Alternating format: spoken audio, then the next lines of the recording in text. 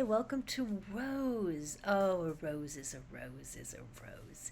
And sometimes what people ask is, are roses medicinal? And they are, but not all varieties. So we're going to dive in and look at that. I know that some of you aren't aware that roses are also culinary. So we'll look at a few of the species that are good for that as well. So, just to take a step back, what we're talking about here medicinally is in the West, in particular, Rosa gallica, that would be your French rose, Rose damascene, that's your damask rose, Rosa rugosa, Rosa canina, Rosa centifolia, and on the Eastern traditional Chinese medicine side, we're talking about Rosa chinensis, the Chinese rose. And most of these species are all native to Asia. That's also not commonly known. There's a few species that are native to Europe or North America and even Western Africa. But largely, this is a plant that is considered to hail from Asia, with Persia probably being the likely root home of this amazing plant.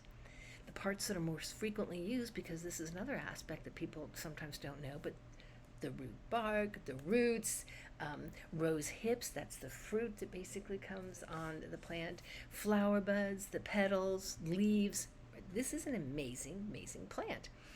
Rose is astringent. This is one of its healing qualities. It's why it's often used in skin products, right? Helps tighten those pores up. It's slightly bitter, sweet, and it's cooling. So this is in the West. It's and in the East as well, an aphrodisiac. It's aromatic, so that means it even has healing powers through the aromatherapy. Astringent, we said that already. Antiseptic, anti-inflammatory. It's a coagulant. Has a lot of properties that make it very, very valuable as a medicine, and in surprising ways, including like easing menstrual cramps. So sometimes people just think of it as skin, lifting the spirit, which it does all those things very well as well. In a traditional Chinese medicine, from an Eastern perspective, we consider it to be moving qi. It's going to help move the energy. It's going to help disperse stagnation.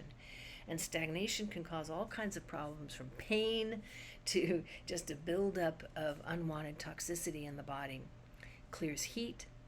Another toxin, is recognized as heat, and it calms Shen. This is the energetic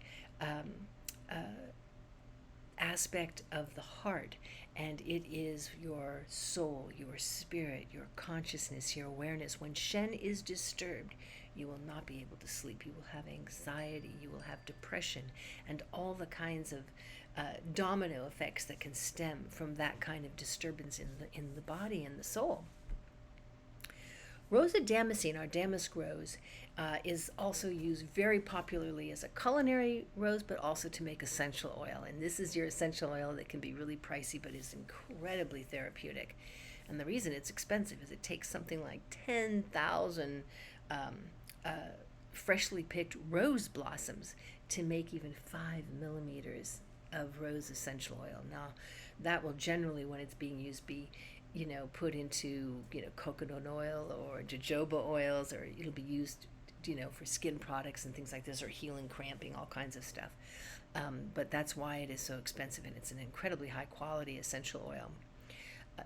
Rosa canina is also used to make an essential oil, and that's generally being used from the rose hip. Really high in vitamin C, those rose hips. Again, that's sort of the fruit of the rose, if you will. Then there's also many varieties that are edible. I'm not going to go into all of them because there's quite a few, but your damask rose is edible, your French rose, your Rosa gallica, Rosa virginiana, the Virginia rose, prickly rose, the China rose is, that we've discussed. So there's just a few of them that are edible as well. So here is a plant that is culinary, medicinal, and potently part of the spiritual and uplifting of practice. This is why it is used in incense in many, many sacred traditions, from Catholicism right on through and across the globe. So this is an herb worth knowing more about. Go check it out at White Rabbit Institute of Healing. There's a lot to be making use of, besides they just make you happy to smell them and see them. I have some right now in my home. Love roses. Go find out more about them.